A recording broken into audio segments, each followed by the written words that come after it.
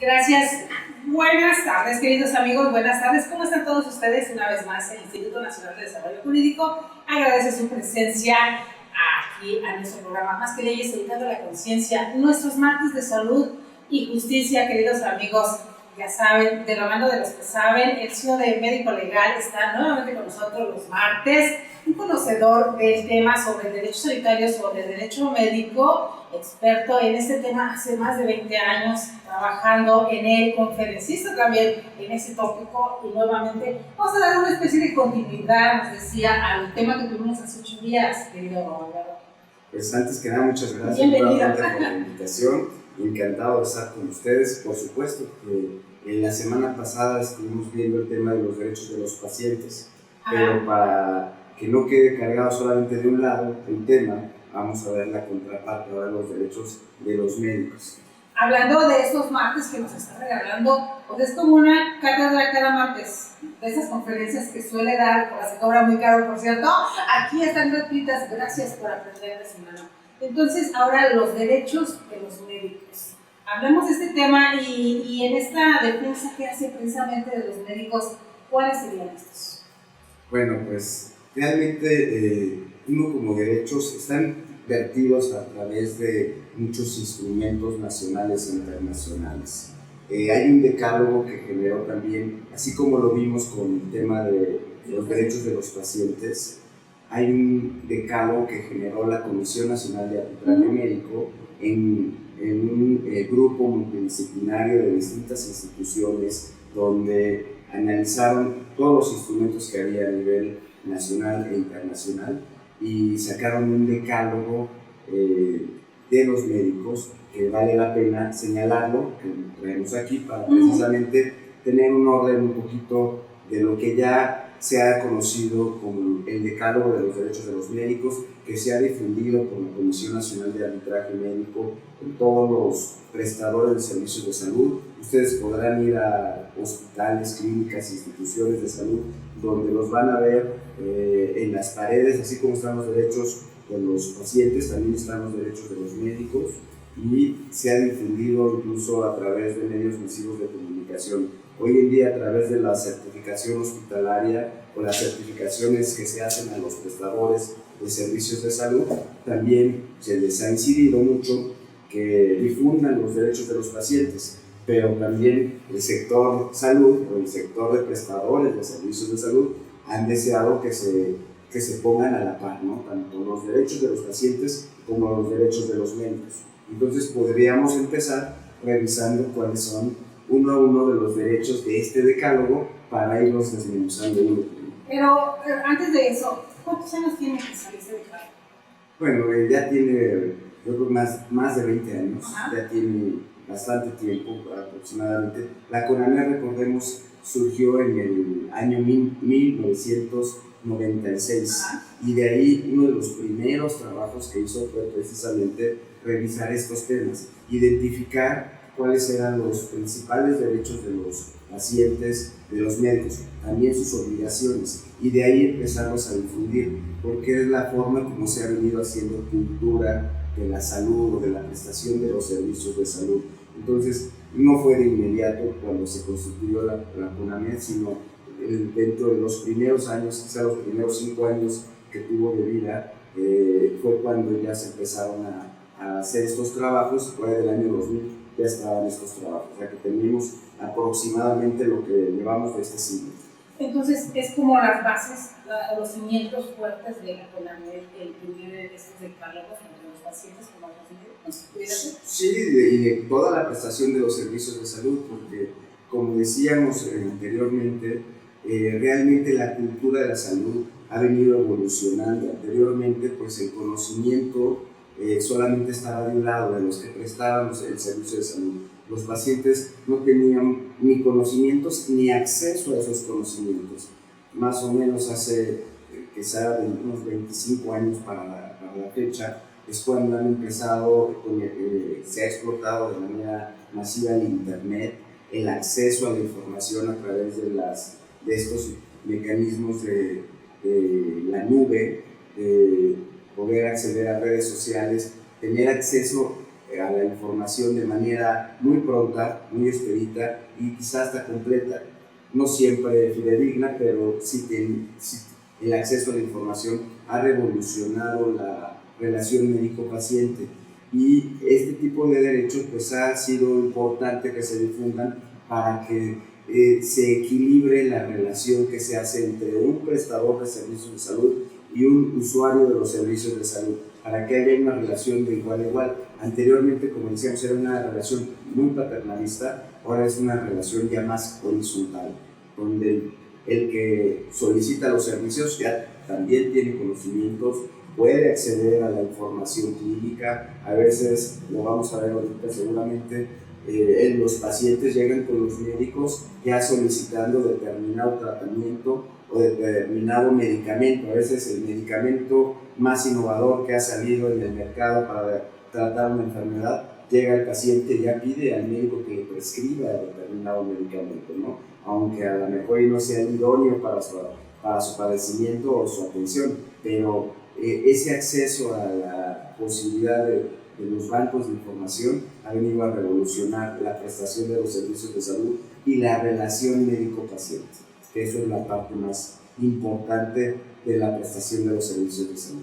Equidad, ahora que está tan de moda esta palabra, ¿no? Buscar un equilibrio. Igualdad, ¿no? Entre las partes. Igualdad entre las partes, ambas partes sujetos de derechos y obligaciones, y en un respeto mutuo de ambos, de tanto sus derechos como el ejercicio de sus obligaciones, pueden establecer unas relaciones sanas, que eso es lo que hoy en día se busca y que se ha promovido mucho en todos los foros en la medicina, en la prestación de los servicios de salud, que existan relaciones sanas, relaciones veraces, donde la información fluya de manera oportuna, clara, veraz, entre quienes prestan los servicios y quienes reciben los servicios. En aras de bien común, a final de cuentas. Totalmente en aras del beneficio del paciente y de la salud de los pacientes. Los médicos pues están hechos en función a buscar siempre el beneficio de sus pacientes, y los pacientes pues por supuesto lo que quieren es siempre buscar recuperar su salud, restablecer su salud. Entonces en aras de ambos pues, es que el respeto y el conocimiento de estos derechos es muy importante. Ok, pues queridos amigos, siéntense, pongan atención. Ahora vamos a ir con los derechos generales de los médicos. Este decálogo que nos trae hoy nuestro querido abogado, les decía, CEO de Médico Legal, en estos martes de salud y de justicia. Entonces empezamos con el número 1, ejercer la profesión en forma libre y sin presiones de cualquier naturaleza. Bueno, pues esto es algo bien interesante. Dentro de los principales derechos de los médicos está el que puedan ejercer la medicina y prestar todos los servicios en beneficio de su paciente conforme a su juicio clínico y libertad prescriptiva.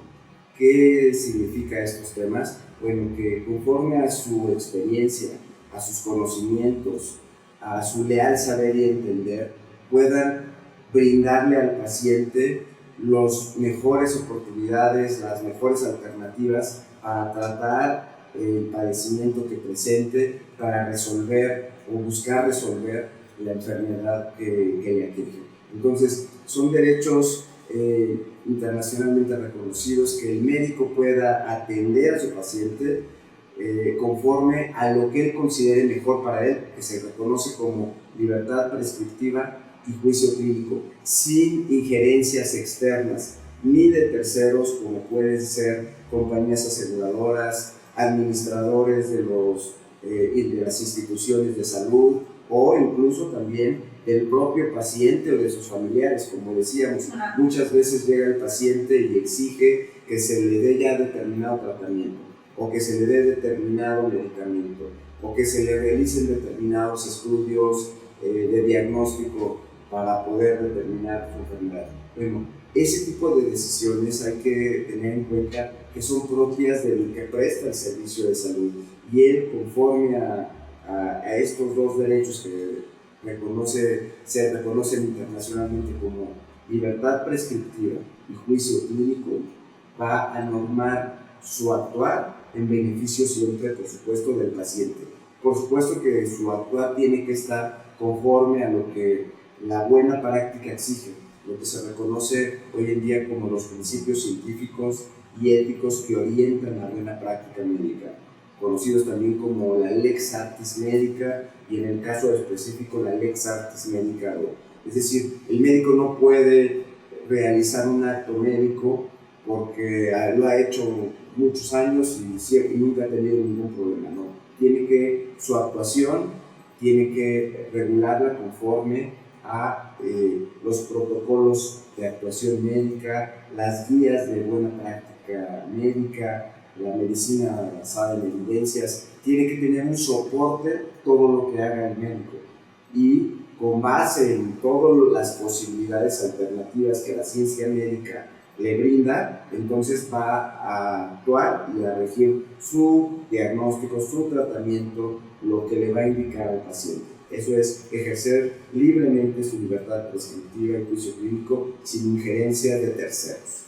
Con esto que sucede en las redes sociales, que ahora doctor Google, todo andamos buscando y a veces pensamos que estas novedades médicas que nos marcan en Europa, en Estados Unidos, queremos que ya aquí en México estén inmediatamente con un afán a veces de curarnos, más hablando de estas enfermedades crónicas o degenerativas que son muy complicadas, y esa exigencia que queremos. ¿Hasta dónde influye también un paciente en esta necesidad de alivio pronto, que pudiera, al contrario, de tener un tratamiento que ya llevaba por no querer seguir? Bueno, pues es un tema muy recurrente hoy en día que pacientes que tienen enfermedades crónicas degenerativas, que son enfermedades que pues son de larga evolución, los pacientes pues ya están muy ilustrados, muy enterados de todo lo relacionado a su enfermedad, y es gente que investiga, y como hoy el acceso a la información pues es abierto, es completo, pues entonces de repente sale que un médico en algún lugar del mundo está innovando con alguna terapia y que está innovando con algún medicamento, o que hay un protocolo de investigación para un nuevo medicamento, y entonces ya llegan con su médico y quieren que les lo sometan a un tratamiento igual como el que escucharon en la noticia o es una novedad. Los médicos no pueden actuar si no conocen, no pueden prescribir un medicamento que no conocen, no pueden indicar un tratamiento que no conocen, por muy bueno que sea. Hay que recordar también que la medicina tiene etapas experimentales y hay investigación clínica, y para que pueda un medicamento salir al mercado tiene que pasar por varias etapas de investigación clínica, donde si no recorre todas esas etapas, si no tiene un registro sanitario, pues no puede salir al mercado ni a la venta al público. Entonces, a veces ese tipo de productos o de tratamientos que son experimentales no se pueden tampoco indicar de manera abierta.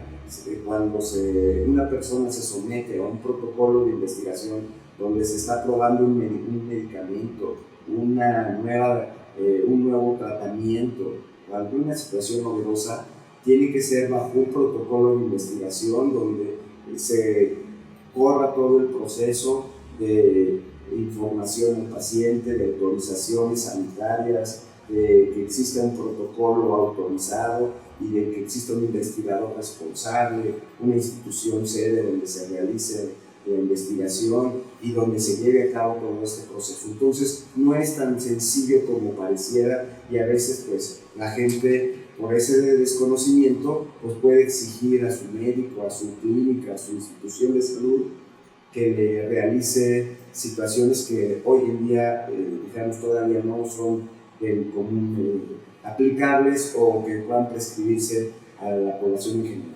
Y muchas veces incluso se puede contraponer al tratamiento que ya está llevando, y eso yo supongo que debe ser muy complicado, ¿no? Es como un enfrentamiento, y mientras sucede esto pudiera ocurrir hasta desgracias respecto a la salud del paciente. Claro, por ejemplo, hay muchas veces que los pacientes piden que que les apliquen ya determinado tratamiento o que les prescriban determinados medicamentos. A veces ya llega el paciente con el médico y ya no llegan a consulta, más bien llegan a exigir su receta para que les prescriban el medicamento que ellos les indican que les deben de prescribir. Hemos tenido muchos casos de esta naturaleza donde ya pacientes ya nada más llegan por su receta, ya no van a la consulta.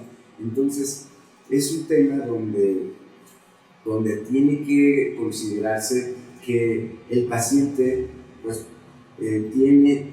cada persona es distinta.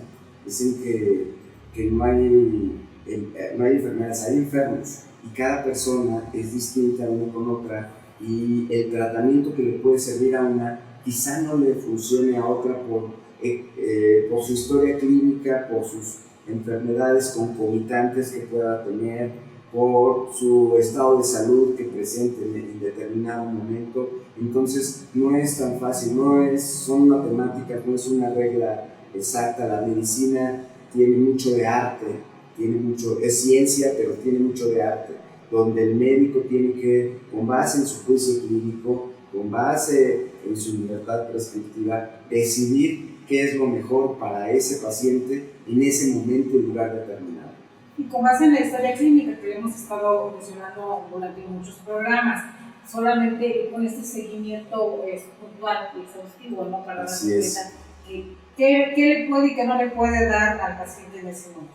Así pues, vámonos al número 2. Laborar en instalaciones apropiadas y seguras que garanticen su práctica profesional. Y este tema está bien pesado, muy pesado, porque hemos estado oyendo en los últimos años sobre este deterioro grandísimo que se ha ido dando en las instituciones de salud públicas. Entonces, en este segundo de laborar en instalaciones apropiadas y seguras, wow, a ver, cuéntenos ahí. Pues dijéramos que un médico, para poder tener los elementos necesarios para brindar servicios de salud adecuados a sus pacientes, pues debe de primero encontrarse instalaciones adecuadas a la enfermedad o al tratamiento que se está brindando.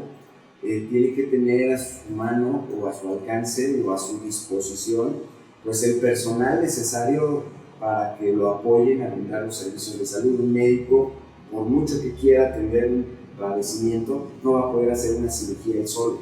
Claro. Necesita de todo un equipo de apoyo, equipo médico y paramédico para brindar los servicios, pero necesita también los insumos, necesita las instalaciones, necesita los equipos, necesita una serie de situaciones que sin ellas, como todo, son un servicio integral, es un servicio integrado que puede, si falta un elemento, puede suspenderse una cirugía. Lo hemos visto recientemente en los problemas que hemos tenido en semanas pasadas, o los problemas que se ha visto en el sector salud, de las limitaciones de medicamentos, limitaciones de materiales quirúrgicos, de materiales de curación, por los recortes que han tenido desde el punto de vista presupuestal. Bueno, pues se han tenido que suspender y aplazar procedimientos quirúrgicos, por ejemplo, no porque no esté el personal está, pero si no tienen los materiales, si no tienen los insumos, si falta el oxígeno, si falta la luz, si no hay una planta de luz, entonces cualquier elemento que pueda faltar, que pueda poner en riesgo la salud del paciente, pues es motivo para que se tenga que aplazar o diferir una atención médica, una cirugía, en detrimento de la propia salud de los pacientes, ¿no? Entonces, para que un médico pueda desarrollar una buena práctica médica, tiene que estar dispuesto todo lo necesario, lo que él va a ocupar en el caso particular para poder brindar el servicio que el paciente necesita. Y ese es un derecho que tienen los médicos, y es un derecho que debe de conocer nuestras autoridades sanitarias, nuestras autoridades gubernamentales del Ejecutivo, para que se dote a las instituciones de salud de todos los requerimientos para brindar servicios de salud conforme a la buena práctica médica. Así es una exigencia que todas las instituciones privadas, por ejemplo, cuenten también con todo lo necesario, tanto de infraestructura, de equipamiento, como de personal, como de insumos y requerimientos para dar los servicios que ofrece. Si fallara algún servicio, pues pudiera haber un tema de responsabilidad. Entonces, por eso es que se tienen que hacer un checklist, antes de realizar procedimientos quirúrgicos para que los médicos puedan advertir que se encuentra dispuesto todo lo necesario antes de iniciar una cirugía. No se vale que ya habiendo iniciado una cirugía pidan algo que no exista y entonces tengan que diferir la cirugía con los daños que pudieran ocasionar al paciente que ya está dentro del procedimiento quirúrgico. Aquí toca un tema bien interesante y todavía yéndonos un poco más allá, en algún momento un médico que estaba en un hospital de alta especialidad, muy alta especialidad, mencionaba cómo incluso al momento de hacer un quirófano no se toma en consideración la opinión de los especialistas médicos, dónde requiero qué y cuál cosa, a qué distancia y demás, al grado de que muchas veces los quirófanos están al revés, donde está los aparatos ni siquiera se pueden conectar como debieran ser, porque no toman en consideración a los médicos, a quien va a ocupar ese material, a quien va a utilizar ese espacio, y muchas veces partiendo desde ahí, desde cómo se inicia, desde dónde hacen un quirófano, desde en qué lugar del hospital está o no ubicado, parecieran nimiedades, pero tiene mucho que ver para una situación de esta naturaleza, hablando de instalaciones apropiadas, ¿no? Y por el otro lado, también hemos visto por ahí en redes sociales como incluso en hospitales de alta especialidad mencionaban que se estaban cortando hasta sábanas y demás para los internos. No hablemos de camas porque ahí sabemos que está sobrepasado, sobresaturado los hospitales, que es la equiparación, discúlpeme la burda equiparación, pero entre hospitales casi esa saturación que hay en nuestro país es de verdad a veces aberrante. ¿Y qué se puede hacer ahí en Román? ¿Hay algún remedio? Bueno, pues es lastimoso primero que hemos visto las noticias de los últimos días que el gobierno anterior le dejó al gobierno actual más de 160 obras inconclusas de distintas instituciones de salud de distinta categoría o capacidad resolutiva, donde muchas quedaron abandonadas o han estado abandonadas por mucho tiempo y a veces es difícil poderlas rehabilitar y a veces muchas obras que pues han servido nada más para tomarse la foto, que han hecho supuestas instituciones de salud en distintos lugares, muchas veces en estados de la República, donde son escenografías, han puesto escenografías simplemente para tomarse la foto los políticos y poder decir que están haciendo algo, ¿no? La verdad es que en el sector salud ha habido, sobre todo en el público de seguridad social, ha habido una gran corrupción, donde es lastimoso que existan instituciones que las dejen sin terminar o que ya terminadas las tengan a veces que desocupar. Ha pasado, hemos visto instituciones que ya están terminadas, viene una temporada de lluvias y se les mete el agua por todos lados o las construyen en lugares donde pasan los ríos y se inundan, situaciones muy lastimosas a veces, temas totalmente gubernamentales.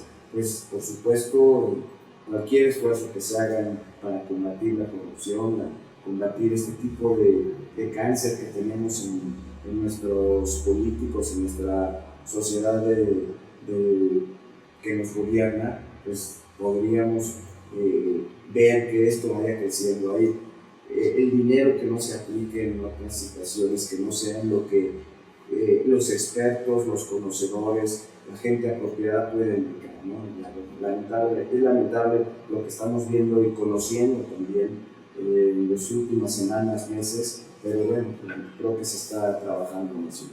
Sí, ojalá, porque en siglos pasados, en sexenios pasados también llegamos a ver, era muy poco, pero sí nos llegamos a enterar de cómo aparatos médicos costosísimos, comprados a un sobreprecio, y de repente también desaparecían y no saben a dónde estaban, ¿no? Eso era lo crítico. O sea, es un aparato, no solamente se compró caro, se compró al triple, al cuádruple de su valor o más, y de repente no aparecía el aparato tan costoso que se compró. Entonces, una corrupción tremenda hablando de esas instalaciones, hablando del sector público sobre todo. Vamos con el número 3. Tener a su disposición los recursos que requiere su práctica profesional. Bueno, pues este va muy emparejado con el anterior. El anterior es disponer de las instalaciones, ¿no sabías? Y ya de los recursos específicos, ¿no? Ya adelantábamos un poco en el sentido de todo lo que el médico necesite para brindar una atención de calidad, de calidez, con trato humanitario. Todo eso se tiene que dispensar al médico para efecto que pueda brindar servicios de esta naturaleza. No es factible de que pueda dar una atención médica si no está todo dispuesto. Entonces sí es muy importante, no nada más la infraestructura, también el equipamiento, y lo vamos aterrizando al personal, lo vamos aterrizando a los materiales, a los insumos, a todo lo que un médico o el personal de la salud pueda necesitar para dar servicios de salud de calidad.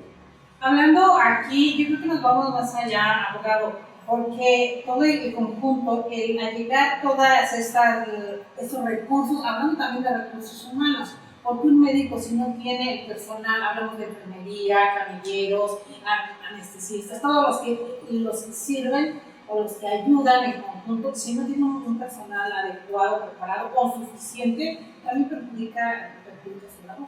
Totalmente, digamos. Dentro de la prestación de servicios de salud, una institución hospitalaria es muy compleja. Dijéramos, para hacer alguna cirugía, pues se tiene que disponer de personal capacitado con experiencia en cada una de las áreas que intervienen en una cirugía. En una cirugía, por ejemplo, hemos platicado, pues está el cirujano el médico que realiza la cirugía, pero tiene que tener un anestesiólogo que es el que dispensa o que ministra la anestesia al paciente para mantenerlo anestesiado o sedado y estable en todos sus signos vitales durante el procedimiento. Y también tiene que estar muchas veces ahora con los avances tecnológicos que se realizan endoscopías o se utilizan equipos para hacer las cirugías. Entonces tienen que estar a veces los técnicos de esos equipos, que son biomédicos, gente especializada en el manejo y la utilización de esos equipos. Entonces tienen que estar. A veces que ahora son laparoscópicas, esas que sí, con camaritas. Pues bueno, está desde la laparoscopía hasta ahora en día ya hay cirugías que se realizan con robots, como el conocido como Da Vinci, ¿no? Uh-huh. Cada vez el desarrollo y la innovación tecnológica es cada vez más avanzada, y cada vez existen aparatos y tecnologías que requieren que ese personal experto en esas tecnologías o en esos equipos pues también se encuentren dentro de los quirófanos al momento en que se realiza la cirugía. Si se va a poner un material de osteosíntesis como son las placas, los tornillos, los clavos, sobre todo en algunas especialidades como puede ser ortopedia o como puede ser neurocirugía, bueno, pues se requiere también que vengan los técnicos que son los proveedores de esos materiales, porque en el momento que está la cirugía se está midiendo, se está decidiendo cuál es la placa o el tornillo o el clavo más adecuado para el lugar donde se va a poner y la persona en la que se va a colocar. Por otro lado está el equipo de enfermería. Están desde el equipo de las enfermeras instrumentistas, que son las que controlan el instrumental y lo están entregando al cirujano y al equipo quirúrgico y lo están contabilizando y llevan toda una contabilización del material. Y por otro lado tenemos a las enfermeras circulantes, que son todas aquellas que están saliendo y entrando del quirófano para precisamente todo lo que se necesite lo están trayendo o llevando, sacando del quirófano para que todo fluya adecuadamente, independientemente de que si se requiere hacer por ejemplo, a veces placas transoperatorias donde quieren ver cómo quedó colocado un material de osteosíntesis, una placa o un clavo, bueno, pues tienen que llamarle a los radiólogos, a los expertos en radiología para que traigan el equipo y le tomen en el mismo quirófano una placa y que puedan ver si quedó bien o mal colocado, si hacen algún hallazgo de un tumor, alguna parte del cuerpo que saquen, entonces tienen que mandarla a patología. A veces hay estudios de patología que se hacen transoperatorios, o sea, mientras que se hace la cirugía, se está haciendo el estudio de patología para determinar si lo que están viendo los médicos es patógeno o no.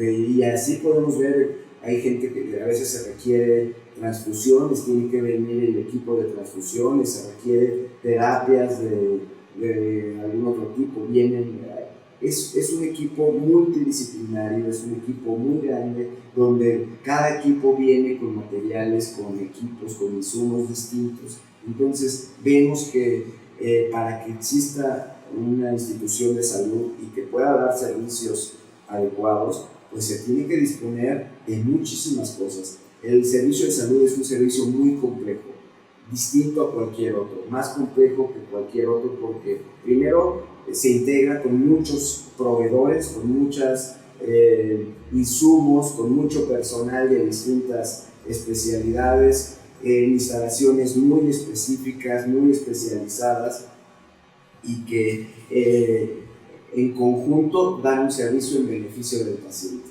Entonces eso hace que sea una prestación de servicios muy, muy compleja. Ahí hablamos de estas, sobre todo, hospitales de alta especialidad donde hacen este tipo de cirugías, pero también está otra parte, abogado, cuando empiezan los médicos, los residentes y demás, que están en unas condiciones paupérrimas, hablando de incluso desde los horarios, ¿no? Porque a veces hablan de unas guardias impresionantes que tienen que hacer y un médico en formación que aparte está estudiando, qué complicado es eso. Además, cuando no tienen ni siquiera los lugares donde poder descansar adecuadamente unos minutos. Bueno, pues lo vemos todavía en lugares rurales donde los médicos, a veces los estudiantes son los que dan el servicio y lo dan con los recursos que se encuentren a veces en dispensarios o en pequeños consultorios o clínicas donde se van abriendo en lugares sobre todo rurales y que es difícil que puedan resolver situaciones de alta complejidad. Normalmente lo que tienen que hacer es trasladarlos a unidades de mayor capacidad resolutiva con mayor nivel instalado, ¿no?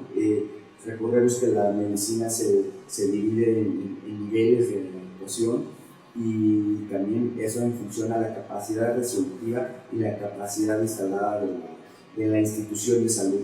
Entonces, lo vemos, a veces tienen problemas desde una curación, donde no tienen las gasas, los insumos para poder hacer un lavado, por ejemplo, de una herida quirúrgica o para hacer una sutura simplemente. Para poder eso se requieren muchos elementos y todo esto, por ejemplo, se requieren a veces medicamentos y todo pues también tiene que estar dentro de la vigencia de su caducidad. Claro. No puede estar caduco, entonces tiene que estar revisándose, tiene que estar en las condiciones óptimas para atender los bienes jurídicos más importantes que puede tener una persona, que es su salud y su vida. Recordamos el caso, acaba de pasar en Chiapas, donde reclamaban esta avioneta que les habían retirado, pero ese caso lo hicieron mediático. Ahorita yo recuerdo que desde secciones anteriores viene pasando la situación donde no tenían esa forma de allegar los médicos y los dispensarios también estaban en esas condiciones. Tomando en consideración nuestro país que es tan amplio, las regiones tan complicadas y que tenemos insectos venenosos por todo nuestro país, muchas veces por causa de la falta de un suero o de una vacuna, un antídoto, se han perdido vidas y ahí es complicado porque ahí se va contra el reloj y un médico si no tiene lo suficiente ni siquiera para curar una gripe común, pues menos para una situación como esta. Sí, es lamentable, sobre todo lo que vivimos en los lugares alejados de las ciudades, de las concentraciones de población. Realmente es lastimoso, primero porque son instalaciones muy precarias, segundo porque están mal equipadas, mal instaladas, tienen un escaso suministro. El personal que normalmente las atiende pues son los médicos que hacen servicio social. Son los médicos en servicio social los que los mandan a este tipo de lugares a atender. Muchas veces ni siquiera hay médicos adscritos que puedan hacerse responsables o que tengan más experiencia en este tipo de atención. Y pues eso va haciendo deficiente la atención. Pero pues el médico con lo que tenga y lo que pueda dar, tendrá que siempre dar su mayor esfuerzo en beneficio de su paciente.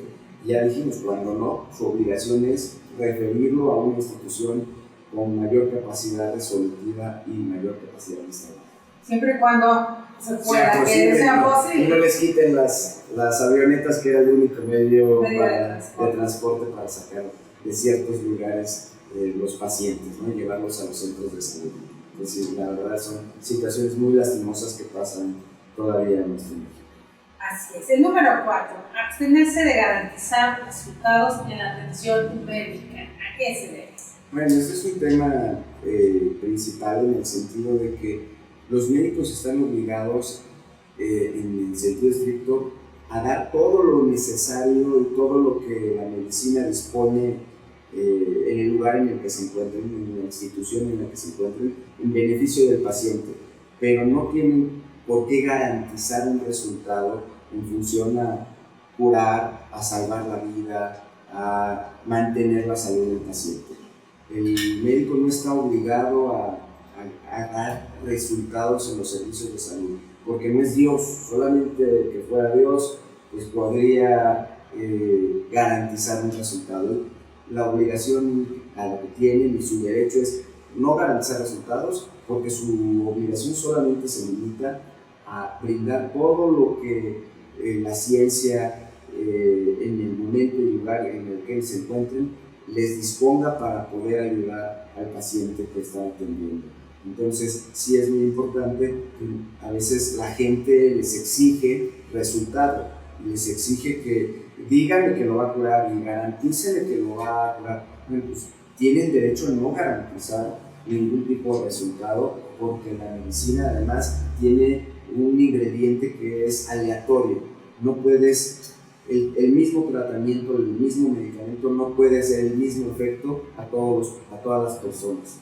Entonces, como existe ese elemento aleatorio que no siempre se va a obtener el resultado esperado, el resultado deseado, entonces, porque existen muchos factores que pueden hacer que varíe el resultado, como enfermedades concomitantes, como el estado de salud en el que se encuentra la persona en el momento en que se presenta una urgencia, por ejemplo.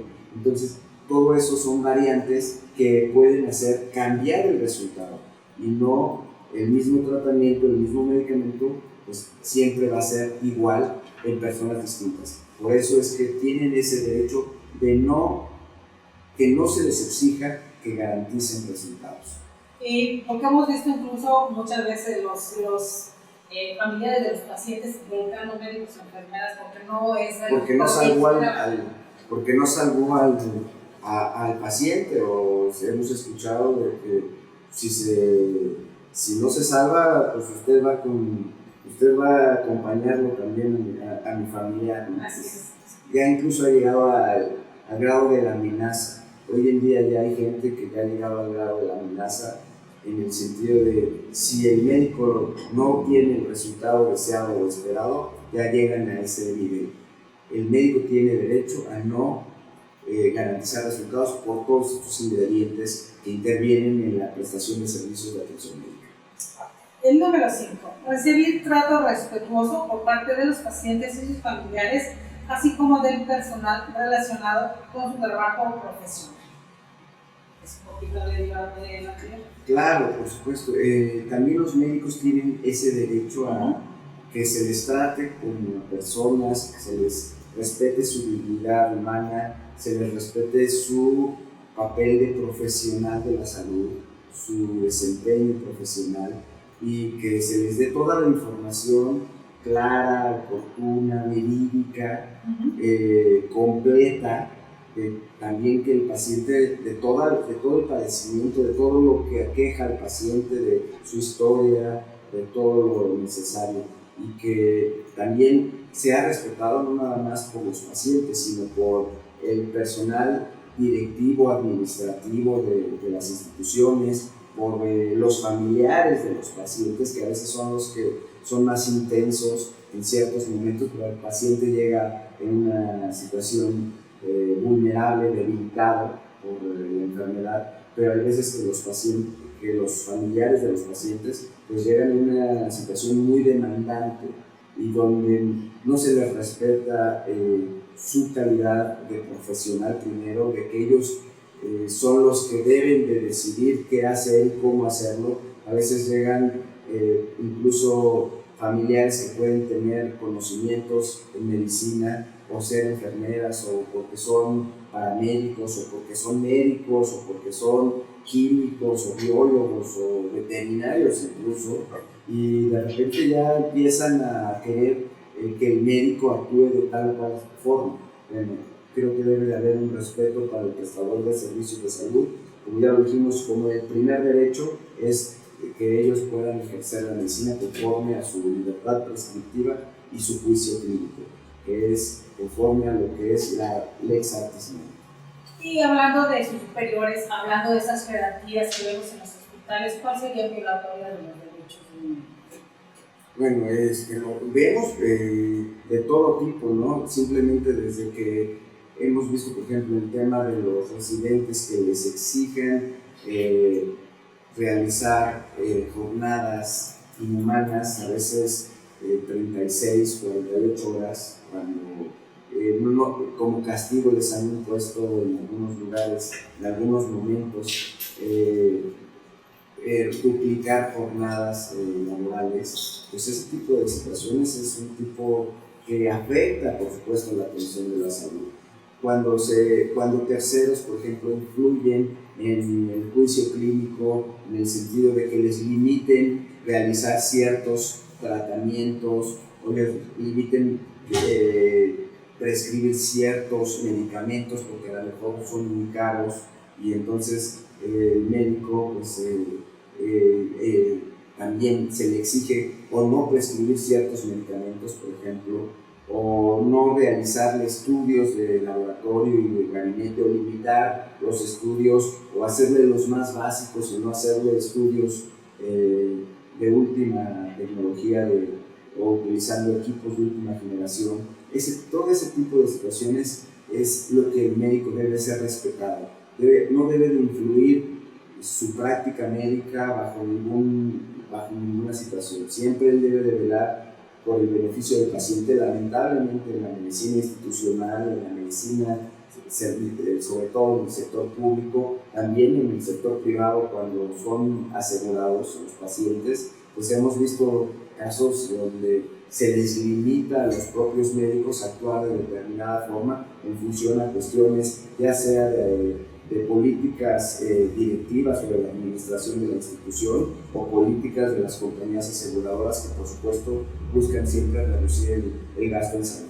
Y muchas veces, para decirlo coloquialmente, hablando de estos médicos, bueno, ¿para qué le vas a invertir tanto o para qué vas a gastar tanto en ese paciente si no te va a dar una ganancia o un beneficio? ¿Pudiera ser por él? Bueno, sí, también tenemos que entrar a temas éticos donde en ciertos lugares dicen, bueno, pues es que si el paciente ya tiene tantos años y tiene estas otras enfermedades, ¿por qué vas a destinar todos los recursos en su beneficio cuando hay muchos otros pacientes que son más jóvenes, que no tienen estas enfermedades, que su expectativa de vida es mayor? Pues vamos a beneficiar a estos otros pacientes, ¿no? Se ha visto en casos de pacientes que tienen enfermedades, por ejemplo, como el VIH, como el SIDA, como cuestiones, enfermedades nefrológicas, como enfermedades como cáncer, donde a veces se les limita incluso la actuación a los médicos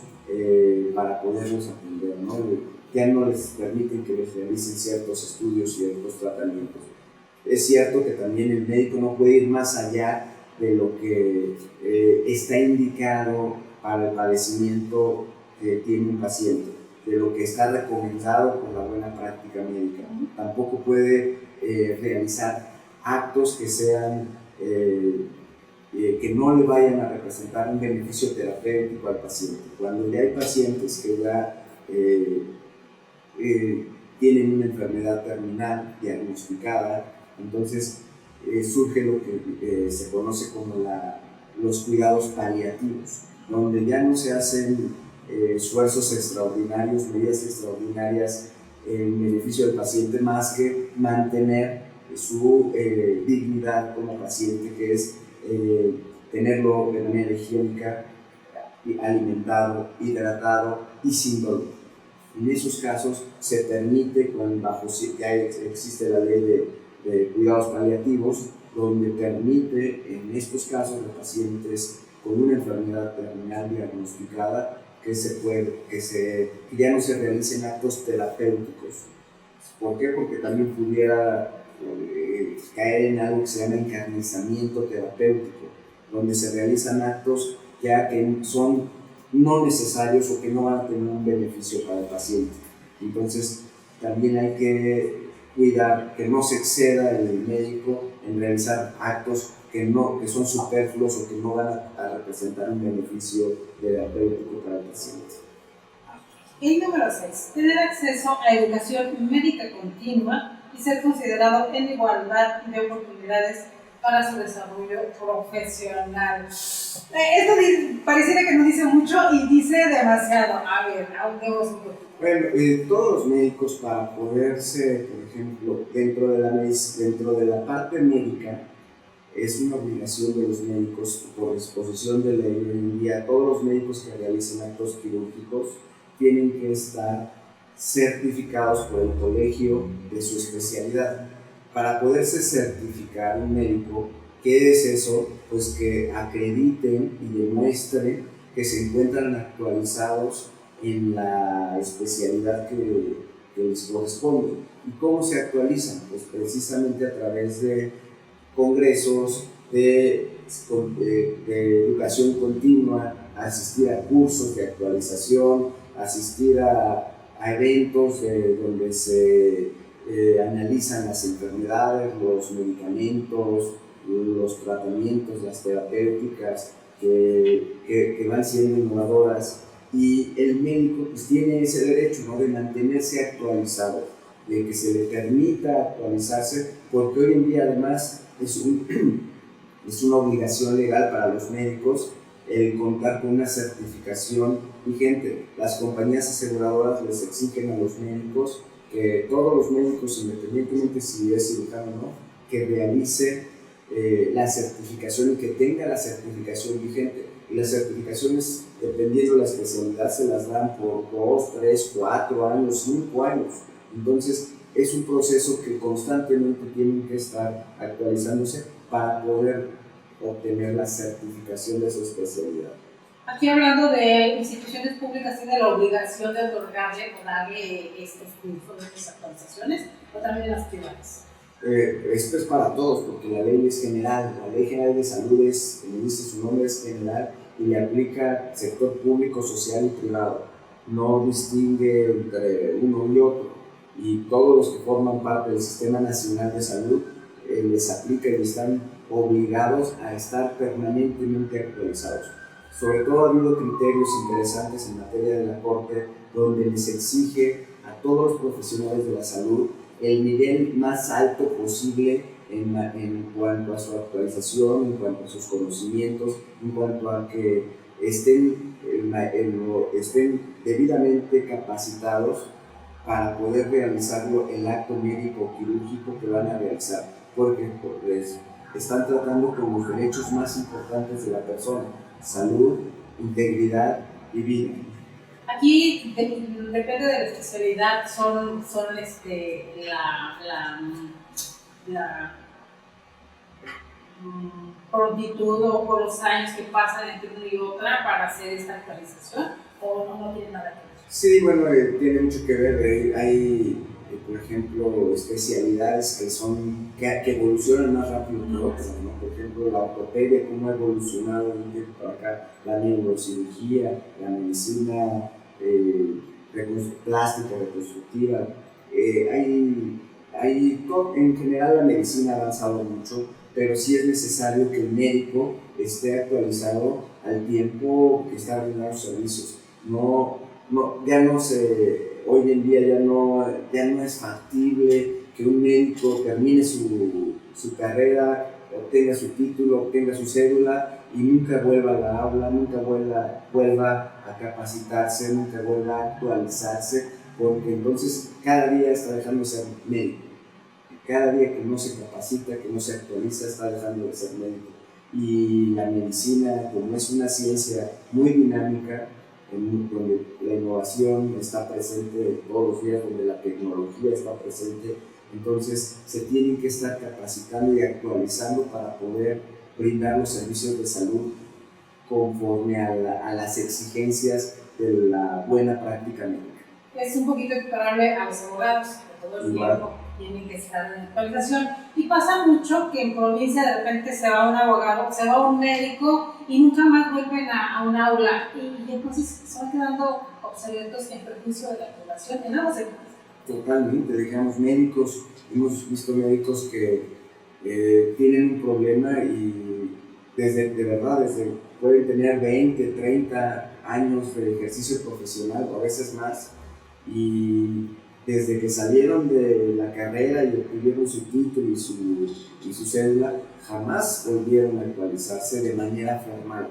Entonces, hoy en día, pues estos congresos, estos cursos que se hacen nacionales e internacionales, pues es las formas como los médicos se actualizan.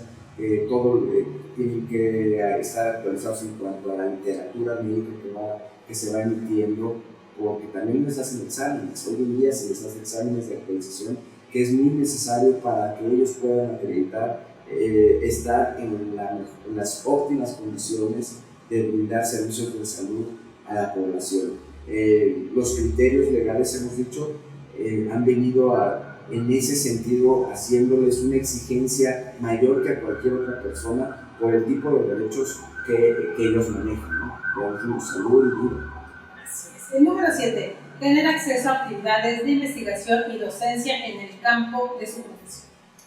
Bueno, pues todo lo que es relacionado con la enseñanza, con la investigación, con el desarrollo profesional, por supuesto que es importante que los médicos lo atiendan, ¿no? Y que también las instituciones les permitan esta situación para que ellos puedan desarrollarse profesionalmente de manera integral. Esto que ahorita se está mencionando, hablando del CONACYT, hablando de que apenas el día de ayer, dijo el presidente Andrés Manuel López Obrador, que se acababa el turismo médico, hablando de algunas otras cuestiones, influye en este derecho. Efectivamente, pues, todos los médicos, todo el personal de la salud tiene derecho a desarrollarse profesionalmente en el ámbito de la enseñanza, en el ámbito de la investigación, no nada más en el ámbito de la práctica médica. Y eso ayuda para tener médicos, pues, que puedan ser personas que se desarrollen y que se sientan realizadas de manera integral. Si no pasaría, haciendo la equiparación con quienes se van a la provincia y ya nunca vuelven a actualizarse, sería una equiparación como esa. Nos quedamos dentro del país y solamente nos nutrimos con lo que tenemos dentro, pero no salimos a ver qué hay en esta Sí, y nos quedamos en nuestra burbuja y del día de mañana salimos y es una realidad completamente distinta. En ese aspecto, cualquiera de estos médicos y demás pudieran de poner alguna figura jurídica para lograr salir de eso. Es mi derecho seguir estudiando, es mi derecho tener acceso a tal o cual meta que me están ofreciendo por otro lado. Por supuesto, pues estos derechos precisamente, ellos con base en estos derechos pueden exigir a sus instituciones, y si no se les respetara pueden recurrir a derechos humanos, pueden recurrir incluso hasta el Poder Judicial a través de la figura del amparo. Pudieran ellos solicitar que se les respeten estos derechos, por ejemplo, tomar una capacitación o dar un curso o poder participar en actividades de investigación, en actividades de enseñanza. ¿Por qué? Porque es un derecho.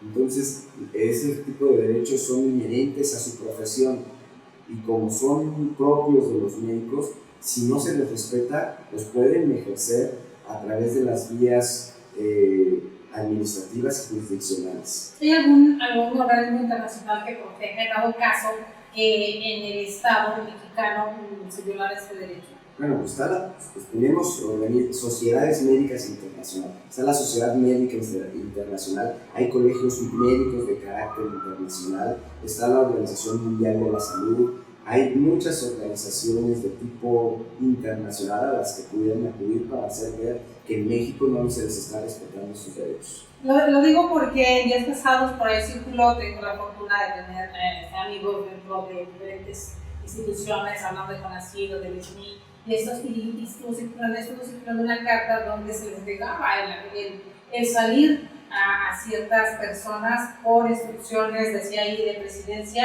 y eso es muy grave, así lo vinculaban todos ellos, ¿no? Violando los derechos. Con base en este derecho, ellos pudieran, si es una decisión, hacer la solicitud, y si se les rechaza, bueno, ejercitar a través de las instituciones que pueden a ellos acudir. Comisión Nacional de Derechos Humanos, podrían ir, o instancias administrativas como tribunales administrativos, o incluso cuestiones laborales, porque muchos de ellos pues, lo hacen en función como trabajadores de una institución, y en determinado momento, si no, acudir a través de la figura del amparo también al Poder Judicial Federal, a efecto de que se les respete y se les garantice el respeto de ese derecho. El número 8. Asociarse para promover sus intereses profesionales. Pues en alguna época, esto se puso que en alguna época se les prohibió formar sociedades o colegios médicos. Hoy en día pues eso ya es historia, pero se ha quedado ese derecho que el médico tiene esa oportunidad de poderse asociar o afiliar a colegios, sociedades, asociaciones médicas, donde se encarguen de promover el ejercicio de su profesión, promover el crecimiento de su práctica profesional, donde se encarguen de promover la enseñanza, la investigación, e incluso hasta lazos de amistad y fraternidad entre ellos mismos, ¿no? Como cualquier sociedad o asociación. Hoy en día pues está el tema tiene la obligación de colegiarse para poder contar con la certificación. Entonces es un tema donde ellos pueden también contar con este tipo de organizaciones que pueden defender su práctica médica, que pueden defender también a través de personas especializadas de equipos jurídicos, también defender sus derechos ante cualquier instancia. El número 9, salvaguardar su prestigio profesional. ¿Esto a qué se refiere? Bueno, pues como cualquier profesionista y cualquier persona tiene derecho a que se respete su prestigio, su honor, su reputación, todo lo que se refiere al honor, en función a que pues, hoy en día cualquier persona puede atacar y puede hacer una acusación incluso bajo argumentos falsos, y puede poner en duda el patrimonio moral de los profesionales de la salud. Entonces, ¿esto a qué se refiere? A que primero cualquier procedimiento en el que se dude de si existe buena práctica médica o que se dude del ejercicio profesional, primero se lleve a cabo bajo estricto confidencialidad y secrecía. No tiene por qué hacerse público, sería primero. Segundo, que este tipo, que se le respete sus derechos humanos a la legalidad y a que se respete el principio de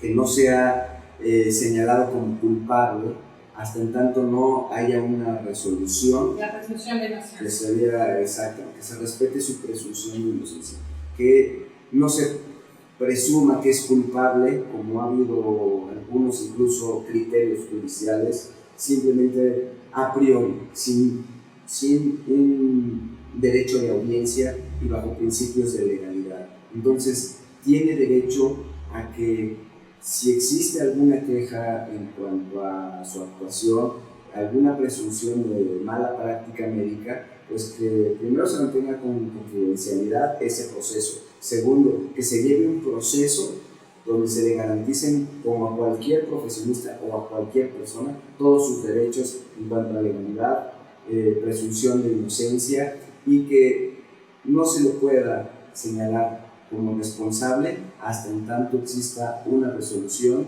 que sea firme, es decir, que no admita ningún recurso que pueda modificarla o revocarla.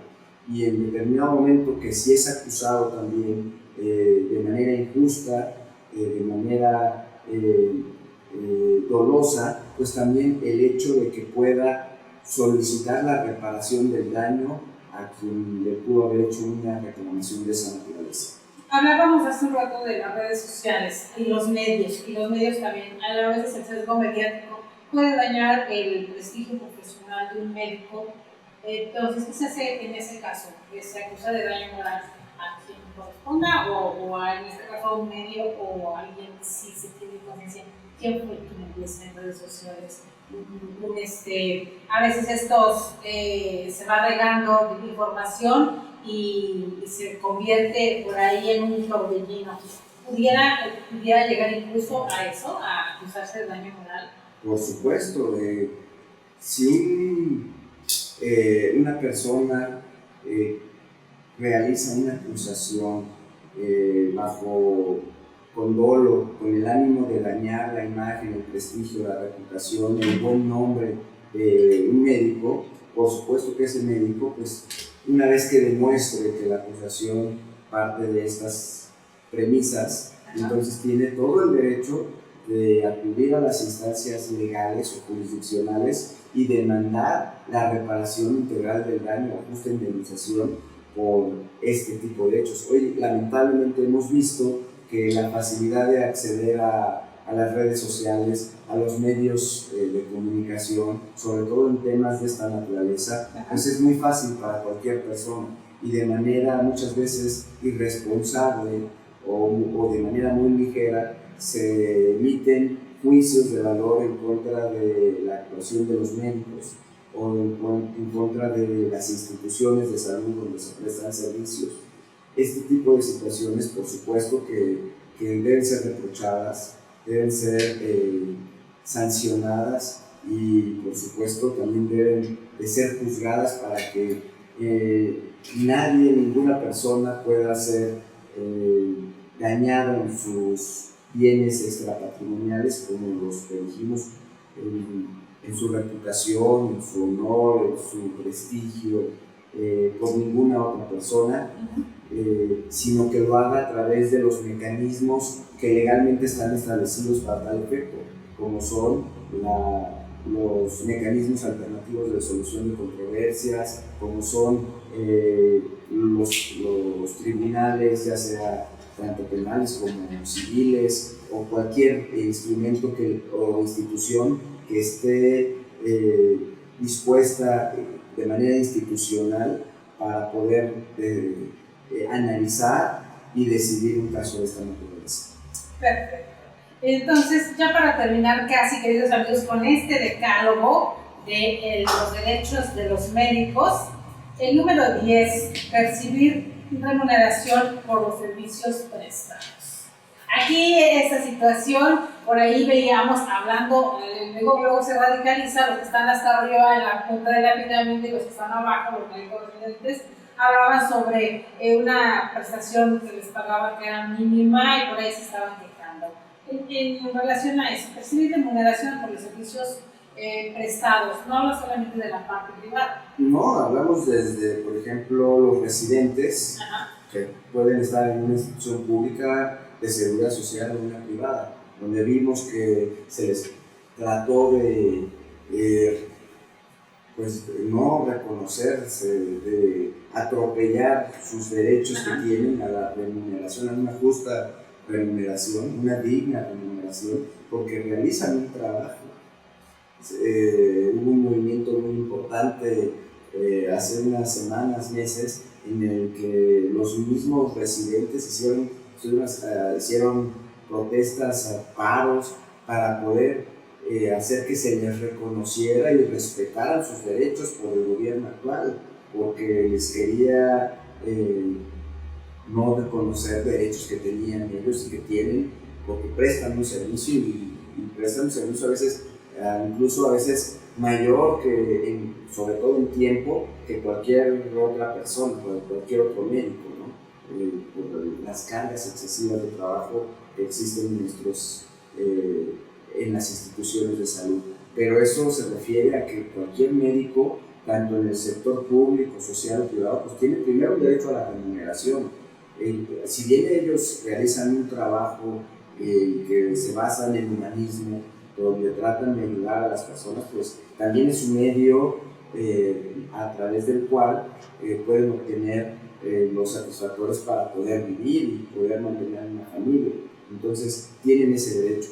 El medio privado, pues se les debe respetar también los contratos que tengan con ya sea terceros pagadores o con los contratos que tengan con sus propios pacientes, de tal suerte que si hacen un contrato con un paciente donde el paciente se obliga a pagar una cantidad por los servicios que ellos hayan brindado, pues el médico tiene el derecho a cobrar, aún y cuando el resultado no haya sido el deseado, no porque el paciente no haya obtenido la salud o la recuperación que hubiera deseado, o incluso peor, que lamentablemente haya fallecido, no por eso no van a tener derecho a cobrar.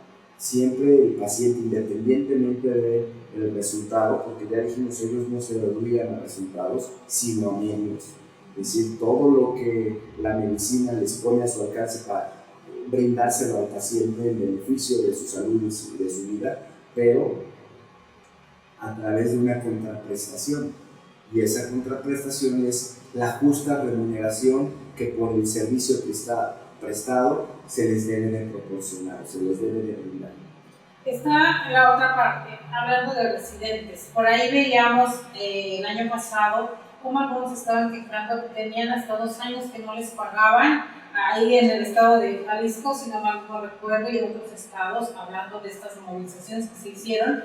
Y cómo están como residentes o como están como pasantes, todavía es como están caucionados de que te esperas a que te pague tu sueldo o casi aguantelala y entonces pierdes ahí. Pues es una situación muy injusta para ellos porque pues como ellos están en un periodo de instrucción, están haciendo una especialidad en una rama de la medicina, entonces si no les quieren pagar, pues ellos tampoco se pueden ir porque pues, ellos están estudiando y son estudiantes también, donde si abandonan la atención o la institución, pues abandonarían también la posibilidad de acceder a una especialidad. O de titularse.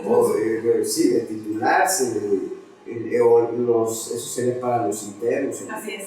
Los que son prestadores del servicio social, ¿no? Entonces, como los tienen de alguna forma agarrados porque de otra forma no van a poder acceder a titularse o a especializarse, pues se puede aprovechar lamentablemente. Es una actuación que no. Así es. Pero está la otra situación.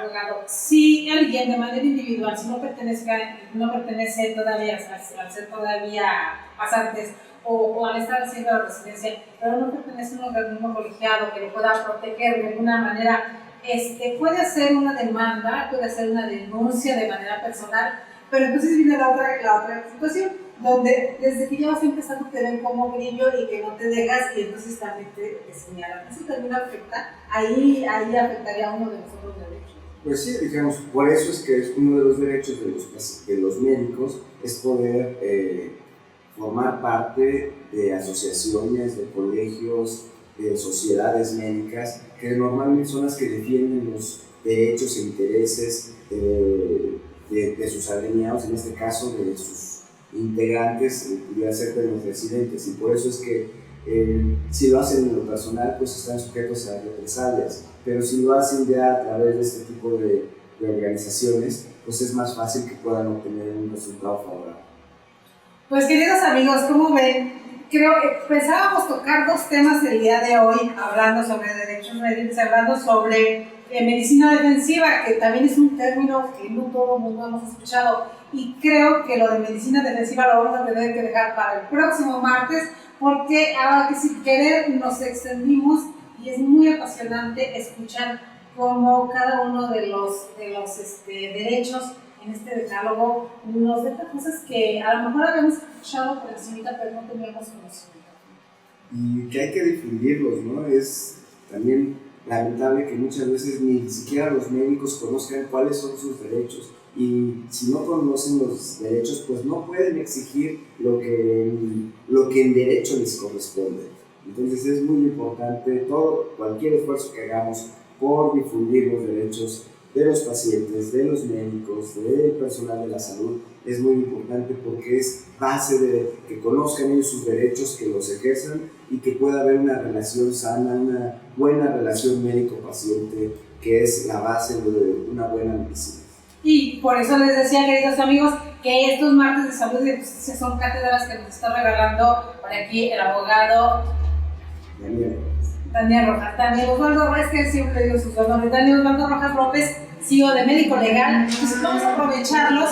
¿Con qué nos quedamos? ¿Qué nos hace un pequeño resumen así ya para finalizar nuestro programa? Muy, muy interesante. Muchísimas gracias. Bueno, pues dijimos ya en conjunto con el derecho de los pacientes, ahora el derecho de los médicos, creo que pudiéramos concluir en que es necesario que se difunda, que se conozca por todos los integrantes del sector salud y de las personas comunes, porque todos somos pacientes, usuarios de los servicios de salud en algún momento de nuestras vidas. Desde que nacimos seguramente en una institución de salud, y a lo largo de nuestra vida pues vamos visitando distintas instituciones o profesionales de la salud, y el hecho de que conozcamos nuestros derechos, que conozcamos nuestras obligaciones, que los ejerzamos, pues habla de una sociedad madura, de una sociedad consciente, que pueda ejercer en todo momento y lugar sus derechos, exigir que se les respeten, y de hacer una sociedad más con un equilibrio social, donde se permita la igualdad, donde haya relaciones efectivamente horizontales, donde haya relaciones sanas que permitan el desarrollo, en este caso de la medicina, de los servicios de salud, pero también es parte de un desarrollo social, es parte de un país que busca el desarrollo, que busca estándares mejores de salud, estándares mejores de obtener beneficios a lo que en derecho nos corresponde, ¿no? A veces es lamentable que veamos situaciones que suceden en nuestro propio país, y que a veces es por gente que no conoce ni siquiera sus propios derechos, ya no cómo ejercerlos y a qué instituciones o instancias acudir. Vamos por el principio, conociendo estos derechos, seguramente estamos poniendo nuestro granito de arena en beneficio de mejorar nuestros servicios de salud. Pues un granote de arena así muy grande, abogado, no solamente para abogados y médicos que nos sigan en los marcos de salud y justicia, sino para el público en general, porque esta parte de responsabilizarnos también de esta evolución que necesitamos como país, pues parte primero del individuo, ¿verdad? Entonces, tomar la responsabilidad que nos toca de aprender de su mano. Muchas gracias. Un martes más nos deja tarea suficiente para la próxima semana. Encantado de haber estado con ustedes y por supuesto encantado de volvernos a visitar el próximo martes. Pues queridos amigos, muchas gracias por estar con nosotros en este martes de salud y justicia con Daniel Osvaldo Rojas López, CEO de Médico Legal, que por ahí hemos estado poniendo siempre los martes la cintilla, su correo, si alguien tiene alguna duda, alguna sugerencia que quiera hacerle llegar directamente, pues ahí está, y si no, aquí con nosotros en el Instituto Nacional de Desarrollo Jurídico, que también estamos transmitiendo nuestra oferta educativa en www.inadec.edu.mx. Recuerden, ya vienen por ahí, ya van a empezar las licenciaturas, ya van a empezar las inscripciones, y por ahí cada uno de los campus tiene sus promociones propias. Acudan a ellos, al que les quede más cerca. En la página están todas las instituciones en las cuales el Instituto Nacional de Desarrollo Jurídico está prestando, así como las carreras y así como los diplomados a los que deseen accesar. Pues soy Delia Linares Alvarado, les agradezco mucho que este martes nos hayan acompañado. Nos esperamos el día de mañana para miércoles de criminogénesis. Ya saben que siempre los miércoles de criminogénesis nos dejan un buen sabor de boca. Nos esperamos mañana a nombre de todo el equipo de Inadec TV, más que leyes, educando la conciencia. Gracias. Hasta mañana.